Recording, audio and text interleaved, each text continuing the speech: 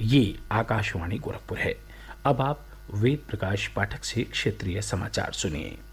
प्रदेश विधानसभा के बजट सत्र के दूसरे दिन आज राज्यपाल आनंदीबेन पटेल के अभिभाषण पर चर्चा की शुरुआत हुई। विपक्ष ने विभिन्न मुद्दों पर सरकार को घेरा और जमकर नारेबाजी की। सदन ने दिवंगत लोकप्रिय गायिका भारत रत्न लता मंगेशकर सहित अन्य हस्तियों और दिवंगत नेताओं को श्रद्धांजलि दी। सदन को संबोधित करते हुए मुख्यमंत्री योगी आदित्यनाथ ने कहा कि स्वर कोकिला के नाम से विख्यात लता मंगेशकर देश की सबसे लोकप्रिय पार्श्व गायिका थीं। उन्होंने कहा कि गायन क्षेत्र में देश उनके योगदान को सदैव स्मरण रखेगा। श्री योगी ने सदन को सरकार की योजनाओं और कार्यों से अवगत कराया। उन्होंने कहा कि प्रदेश सरकार ने राज्य में कानून व्यवस्था को सुदृढ़ किया है। उन्होंने कहा कि उत्तर प्रदेश की कानून व्यवस्था देश के अंदर नजीर बनी हुई है। 5 वर्ष में कोई दंगा नहीं। 2012 से 17 के बीच में 700 से अधिक दंगे, बड़े दंगे हुए थे। महीनों तक मुजफ्फरनगर, बरेली, लखनऊ, कानपुर, कौन सा ऐसा जिला था जहां पे दंगे न हुए हों? 5 वर्ष में कोई दंगा, 17 से 22 के बीच में कोई दंगा नहीं हुआ, कोई कर्फ्यू नहीं।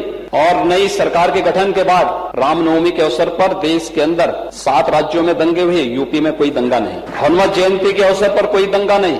महोदय, यही नहीं, हमें हर जगह से शिकायत आती थी, बुजुर्गों के द्वारा, परिवार की महिलाओं के द्वारा, बेटियों के द्वारा, माताओं के द्वारा कि नवजात शिशु हैं या कोई बीमार व्यक्ति है, अनावश्यक माइक धर्मस्थलों से उतरने चाहिए, शोरगुल बंद होना चाहिए। हम लोगों ने एक अपील की, 1 लाख से अधिक माइक या तो उतरे हैं या उनकी आवाज कम हुई है। उत्तर प्रदेश में पहले भी हो सकता था, इच्छा शक्ति नहीं थी। हर एक कार्य को वोट बैंक के नजरिए से देखने की जो प्रवृत्ति है उसने नहीं करने दिया। और शायद इतिहास में पहली बार हुआ है, उत्तर प्रदेश में हुआ है कि अलविदा की नमाज भी सड़कों पर नहीं हुई है।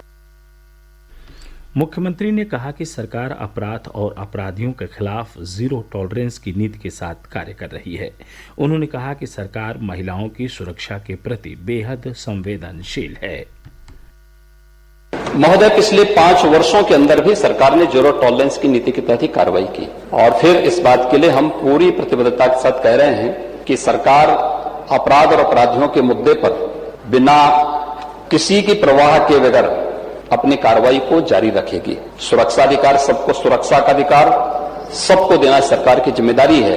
लेकिन कोई व्यक्ति सरेआम अपराध करे, यह किसी भी प्रकार से सरकार स्वीकार नहीं कर सकती। और खासतौर पर महिला संबंधी अपराधों को लेकर के एंटी रोमियो स्क्वाड का गठन हमारी सरकार ने 2017 में आने के तत्काल बाद किया था।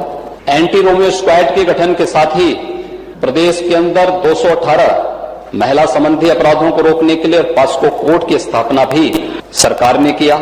उस पर त्वरित कार्रवाई हुई। आंकड़ों के हिसाब से नहीं, अगर आप पूरे देश के अंदर घटित होने वाले मामलों की संख्या को अगर आप देखेंगे, 2012 से 17 के बीच में विभिन्न प्रकार के जो अपराध हुए हैं, चाहे वो हत्या से संबंधित हों, लूट से संबंधित हों, दुष्कर्म से संबंधित हों, महिला संबंधी अपराध हों, इनमें भारी गिरावट आई है। इससे पूर्व नेता प्रतिपक्ष अखिलेश यादव ने विधानसभा में कानून व्यवस्था का मुद्दा उठाया था। प्रधानमंत्री नरेंद्र मोदी ने आज जापान की राजधानी टोक्यो में अमेरिका के राष्ट्रपति जो बाइडेन के साथ द्विपक्षीय बैठक की। दोनों नेताओं ने भारत अमेरिका मैत्री को प्रगाढ़ करने के तरीकों और विभिन्न मुद्दों पर चर्चा की। इस बीच अमेरिकी राष्ट्रपति जो बाइडेन ने आज क्वाड शिखर सम्मेलन के दौरान क्वाड छात्रवृत्ति की शुरुआत की।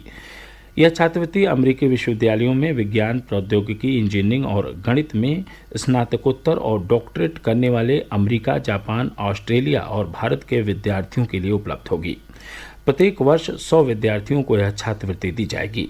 यह क्वाड समूह के प्रत्येक देश से 25-25 विद्यार्थियों को मिलेगी।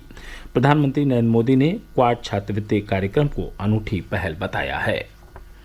वाराणसी जिला न्यायालय ज्ञानवापी सर्वे मामले की सुनवाई 26 मई से करेगा। जनपद न्यायाधीश अजय कुमार विश्वेश ने आज इस संबंध में आदेश दिया। इसके अलावा न्यायालय ने दोनों पक्षों से कोर्ट कमीशन की रिपोर्ट पर आपत्तियां मांगी है।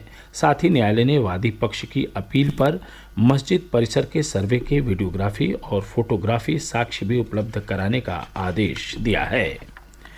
गोरखपुर के राजकीय औद्योगिक प्रशिक्षण संस्थान चरगांवा में आयोजित वृहद रोजगार मेले में कल 1406 युवाओं का चयन विभिन्न पदों के लिए किया गया।